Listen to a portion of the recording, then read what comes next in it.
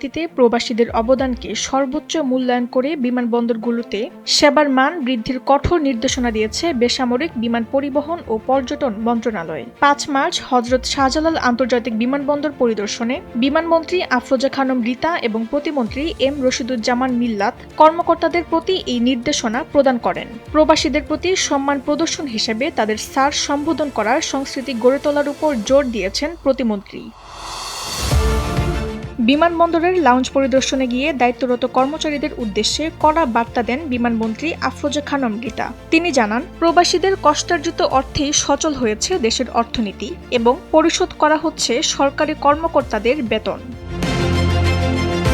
অনুষ্ঠানের প্রতিমন্ত্রী এম রশিদুজ্জামান মিল্লাত বলেন, প্রবাসীদের প্রতি কেবল দায়সারা সেবা নয়, বরং তাদের সম্মানার্থে স্যার সম্বোধন করার মানসিকতা তৈরি করতে হবে। একই সাথে বিমানবন্দরের নিরাপত্তা, পরিষ্কার পরিচ্ছন্নতা এবং অগ্নি নির্বাপন ব্যবস্থায় সর্বোচ্চ সতর্কতা অবলম্বনের নির্দেশ দেন তিনি। সেবার মান নিশ্চিত করতে মন্ত্রণালয়ের পক্ষ থেকে যে কোনো সময় আকস্মিক পরিদর্শনের হুঁশিয়ারিও দেওয়া হয়। উপস্থিত কর্মকর্তারা মন্ত্রীর এই দিক নির্দেশনা বাস্তবায়নে এবং একটি সম্মিলিত যাত্রীবান্ধব পরিবেশ নিশ্চিত করতে পূর্ণ সম্মতির কথা জানান।